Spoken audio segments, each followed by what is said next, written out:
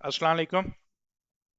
इस वीडियो में मैं आपको बताऊंगा कि आपने अगर किसी स्टूडेंट की पेमेंट करनी हो तो वो उसका बिल आप सिस्टम के अंदर कैसे ऐड कर सकते हैं।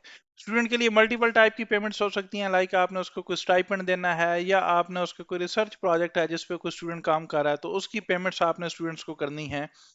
तो वो आपने सिस्टम के ऊपर कैसे मैनेज करनी है। तो सबसे पहले आप अपना डेजिग्नेटेड यूआरएल पे जाएं, यूजर नेम और पासवर्ड के साथ लॉगिन करें। लॉगिन करने के बाद आप अकाउंटिंग एंड फाइनेंस में जाएंगे और अकाउंटिंग एंड फाइनेंस में जाने के बाद आप एक्सपेंसेस में आएंगे। एक्सपेंसेस में आने के बाद आप यहाँ पर आएंगे कि एक सिंगल बिल है, अगर एक स्टूडेंट का है तो हम यहाँ पे जाएंगे। जितने भी हमारे पास बिल्स ऐड किए होंगे वो हमारे पास लिस्टिंग आ रही होगी। और अगर हमने कोई न्यू ऐड करना है तो हम उसको न्यू पे क्लिक करते हैं। बिल का नंबर हम देते हैं, डेट हम इसकी ऐड करते हैं, फिजिकल ईयर ऑटोमेटिकली आ रहा है। कॉस्ट सेंटर को हम चूज करते हैं, कॉस्ट सेंटर हम कहते हैं सिटी कैंपस है। और बजट हेड तो हम वो हमारा है स्टाइपेंड का हेड है, जो हमने स्टाइपेंड या इंसेंटिव्स का इसमें से हमने पे करना है। जब हमने अपने बजट हेड को चूज किया तो हमारे पास ऊपर जो अवेलेबल अमाउंट है वो उसने सिस्टम ने हमें शो करवा दी, तो वो ये अमाउंट हमारे पास अवेलेबल है, so we can add the bill. अब इसके बाद हमने यहाँ पर एक न्यू लाइन ऐड की, हमने स्टूडेंट को चूज किया।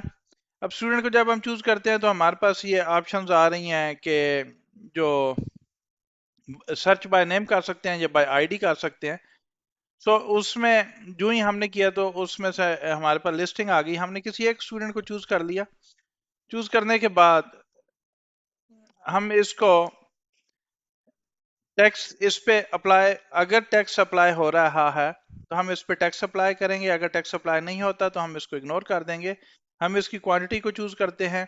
यूनिट रेट हमसे फॉर एग्जांपल एक ही है यूनिट रेट, इसको हमने 10,000 की पेमेंट करनी है या 1 लाख की पेमेंट करनी है तो हम उसको चूज करेंगे, तो वो हमारे पास उसकी जो अमाउंट है वो कैलकुलेट करके सिस्टम ने दे दी। हम इसको सेव कर देंगे। सो इस तरीके से अगर हमने किसी एक स्टूडेंट को जो एक बिल है कुछ स्टाइपेंड का उसकी अगर हमने पेमेंट करनी हो तो हम इस तरीके से मैनेज कर सकते हैं।